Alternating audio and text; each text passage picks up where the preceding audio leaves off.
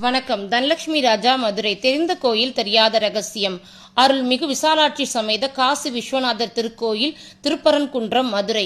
8/6/2025 ஞாயிற்றுக்கிழமை. 6 படை வீடுகள் முதற்படை வீடாக விளங்கும் திருப்பரங்குன்றம் மலை மீது உள்ள சிவன் கோயில் விசாலாட்சி சமேத காசி விஸ்வநாதர் திருக்கோயில் கும்பாபிஷேகம் நடைபெற்றது.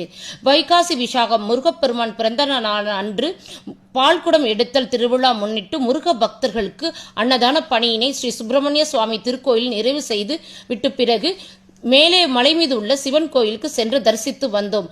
முன்பே நாம் திருப்பரங்குன்றம் ஸ்ரீ சுப்பிரமணிய சுவாமி திருக்கோயில் சிறப்பினை அறிந்தோம். தற்பொழுது திருப்பரங்குன்றம் மலை மேல் உள்ள சிவன் கோயிலின் சிறப்பினை சேர்த்து அறிந்து கொள்வோம்.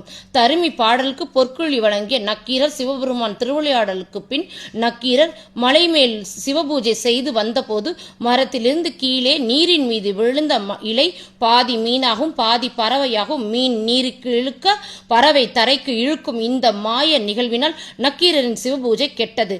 சிவ அவதாரம் ஏற்பட்டது. பூதம் ஒன்று நக்கீரரை பிடிக்க பூதத்திடம் அகப்பட்ட 999 பேரை மீட்க நக்கீரர் முருகப்பெருமானை வேண்டி முருகாற்றுப்படையை இயற்றி பாடினார்.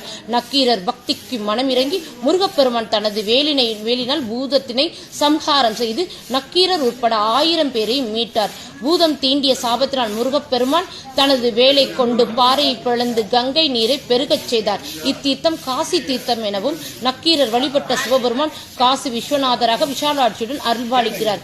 வேலை கொண்டு முருகன் அருள்பாலித்ததனாலே வருடத்திற்கு ஒரு முறை புரட்டாசி மாதம் திருப்பரங்குன்றத்தில் கீழே உள்ள வேலை மலை மீது கொண்டு வந்து இங்கு அபிஷேகம் செய்து வேல் எடுத்தல் வைபவம் வெகு விமர்சையாக கொண்டாடப்படுகிறது. இத்தீர்த்த குளத்தில் பாறையில் குகை குடை வரையாக முருகன், பிள்ளையார், துர்க்கை, காசி விஸ்வநாதர் மற்றும் பைரவர் காட்சி அளிக்கிறார். இந்த காசி தீர்த்தத்தில் 18 சித்தர்களில் ஒருவரான மச்சமுனி இன்றும் மீன் உருவில் காட்சி அளிக்கிறார். தேவர்கள் வெள்ளை மயில் ரூபத்தில் மலை மீது உள்ள சிவபெருமானை, முருகப்பெருமானை ஒன்றே சேர்ந்து வழிபடுவது ஐதீகம். நன்றி, வணக்கம். தனலட்சுமி ராஜா, மதுரை.